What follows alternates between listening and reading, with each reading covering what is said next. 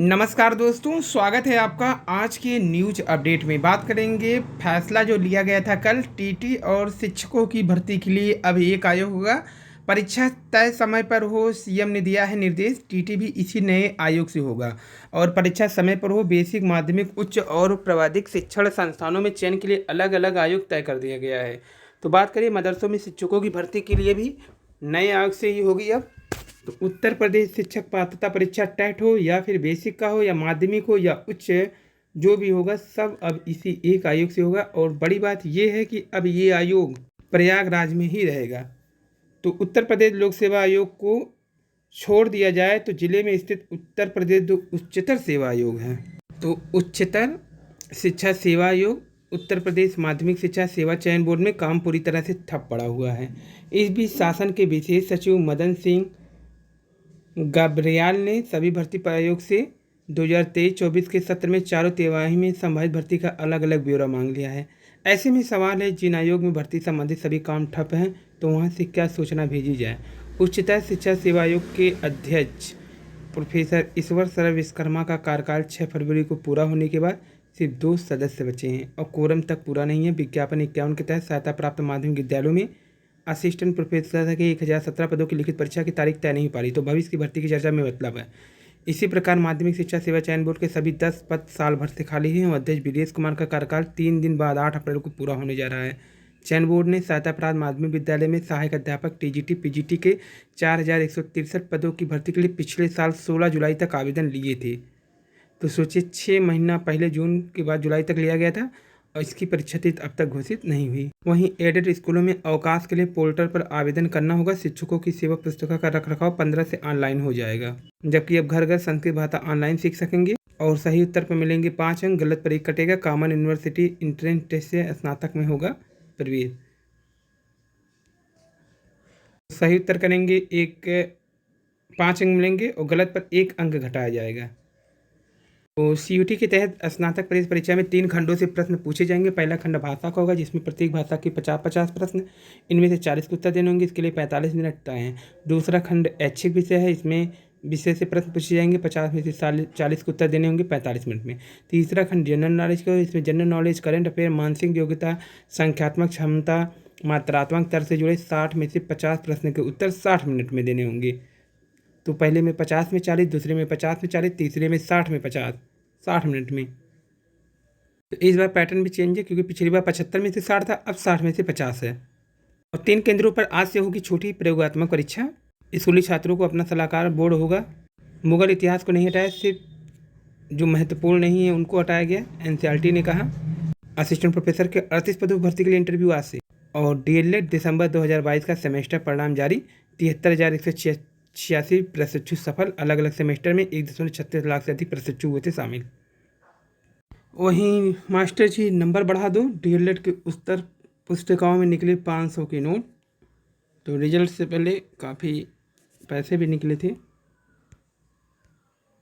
छात्रों ने नोट लगाकर परीक्षकों से अधिक नंबर देकर पास करने का अनुरोध किया था। अब डीएलएड के उत्तर पुस्तिकाओं में भी नोट निकलने का सिलसिला जारी है। डायट प्रधानाचार्य जेपी मिश्रा ने बताया कि गणित, विज्ञान, बाल विकास, संस्कृत, अंग्रेजी आदि विषयों का मूल्यांकन का अंतिम चरण में था, तो खूब पैसे निकल रहे थे। तो बीटीसी डीएलएड की परीक्षाओं में 45% प्रशिक्षु फेल भी हो गए हैं। पुरानी भर्तियों का अता पता नहीं, संभावित चयनों की पूछ रही है संख्या। शासन की ओर से सभी भर्ती संस्थाओं को पत्र जारी करके मांगी गई जानकारी। 2 भर्ती संस्थाओं में कोरम के अभाव में महीनों से ठप पड़ी है चयन प्रक्रिया। तो पुरानी भर्तियों का अता पता नहीं है। शासन ने भर्ती आयोग को चयन बोर्डों से संभावित भर्तियां चयन की सूचना मांग ली है। शासन ने जिन भर्ती संस्थाओं से सूचना मांगी उनमें से उत्तर प्रदेश लोक सेवा आयोग को छोड़कर बाकी कोई भी भर्ती संस्था वार्षिक कैलेंडर तक जारी नहीं करती है। अब इन्हें 1 साल से प्रत्येक तिमाही की संभावित परीक्षा के चयन की संख्या बतानी होगी। उत्तर प्रदेश लोक सेवा आयोग ने इस बार जो कैलेंडर जारी किया है उनमें से बहुत सीमित संख्या में भर्तियां शामिल की गई हैं। कैलेंडर में 5 प्रकार की भर्तियां शामिल की गई हैं। जो कैलेंडर जारी किए गए इनमें बहुत सीमित संख्या में भर्तियां शामिल है। कैलेंडर में 5 प्रकार की भर्तियां, कुल 8 परीक्षाएं शामिल हैं। इसमें आरओ, एआरओ, एपीएस, एलटी शिक्षक जैसा कई महत्वपूर्ण भर्तियां कैलेंडर में शामिल नहीं है। यकीन भर्तियों के लिए आयोग को रिक्त पदों का रियाचन मिल चुका है। शासन के विशेष सचिव मदन सिंह ने कहा है कि उत्तर प्रदेश लोक सेवा आयोग, अधीनस्थ सेवा आयोग, बेसिक शिक्षा परिषद, उच्चतर शिक्षा आयोग, उत्तर प्रदेश माध्यमिक शिक्षा आयोग चयन बोर्ड और सभी को एक साथ मिल करके एक नया आयोग बनेगा, जो कि प्रयागराज में माध्यमिक शिक्षा चयन बोर्ड में ही बनेगा। शिक्षा मंत्री कह रहे हैं पद खाली और भर्ती महीनों से अटकी। तो शिक्षा मंत्री विधानसभा में बताते हैं कि प्रदेश के शासकीय सहायता प्राप्त माध्यमिक विद्यालय में सहायक अध्यापक टीजीटी पीजीटी प्रवक्ता के करीब 16,000 पद खाली है। वहीं टीजीटी पीजीटी के पदों भर्ती के लिए आवेदन प्रक्रिया पूरी होने तक 7 माह बाद भी चयन की प्रक्रिया अटकी हुई है। छोटा बघाड़ा स्थित सोनकर लॉज में मंगलवार को अमर उजाला के संवाददाता ने यूथ अड्डा में प्रतियोगी छात्रों ने शिक्षा मंत्री के बयान का हवाला देते हुए कहा कि मंत्री तो बता रहे हैं कि 1.5 लाख पद प्राइमरी में ही खाली है, क्योंकि जो बयान दिया गया है वहां पर निगम के संविदा शिक्षकों की सेवा जारी रहेगी। सभी आयोग व चयन बोर्ड बताएं मार्च 2024 तक कितनी भर्तियां करेंगे। शासन ने सभी आयोग व चयन बोर्ड को भेजा है पत्र। भर्ती को लेकर मिशन मोड पर आई है प्रदेश सरकार।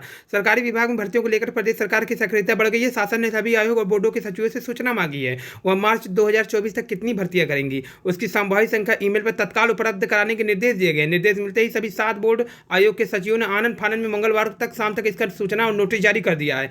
शासन से जारी इस आदेश को लोकसभा चुनाव 2024 से जोड़कर देखा जा रहा है। और आपको बता दें कि लोकसभा चुनाव से पहले ही अपनी तैयारियों को तेज कर लीजिए, क्योंकि उसके बाद फिर विधानसभा चुनाव 2027 में ही वैकेंसी देखने को मिलेगी। इसके बाद फिर वैकेंसी की उम्मीद करना बेवकूफ़ी हो गया। यहाँ पे मेल पे सूचना मांगने के बाद सभी लोग सचिवों ने आनंद फानंद में नोटिस जारी करना शुरू कर दिया है। आपको बता दें अभी 2-3 से वैकेंसियाँ बहसी हुई हैं, जिसका पूरा विज्ञापन जारी करने के बाद आवेदन लेने के बाद अभी तक परीक्षा डेट नहीं दिया गया। जबकि समाज कल्याण विभाग को फॉर्म न भेजने के कारण फंसी छात्रवृत्ति छात्र कल करेंगे इलाहाबाद विश्वविद्यालय प्रशासन के अफसरों का घेराव। तो इलाहाबाद विश्वविद्यालय के जो प्रोफेसर हैं वो तो खुद 2.5 लाख उठाते हैं, लेकिन स्कॉलरशिप फॉर्म को सही ढंग से न भरने के कारण उन गरीब छात्रों की छात्रवृत्ति फंस गई है।